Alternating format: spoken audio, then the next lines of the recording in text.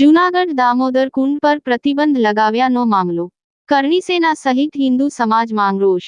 કરણી સેનાના અધ્યક્ષપદ નીચે આપવામાં આવ્યું આવેદન. હિન્દુ સંગઠનના હોદ્દેદારો જોડાયા આવેદનમાં. દામોદર કુંડ પર લગાવેલ પ્રતિબંધ હટાવો. અધિક કલેક્ટરને આવેદન આપી માંગ કરતું કરણી સેના. આવેદન દેવા માટે આવીએ છીએ. જે ભવનાથમાં આવેલું છે દામોદર કુંડ, એ આદિ અનાદિકાળથી છે અને સમસ્ત હિન્દુ સમાજનું એક લેરી પર તને હું વાંધો છે કે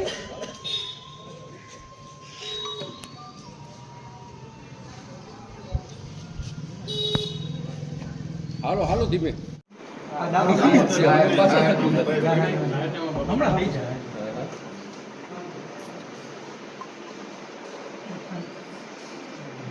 મારું નામ ધર્મેન્દ્રસિંહ કિરીટસિંહ વાઘેલા, જુનાગઢ જિલ્લા રાજપૂત કરણી સેના અધ્યક્ષની જવાબદારી નિભાવું છું.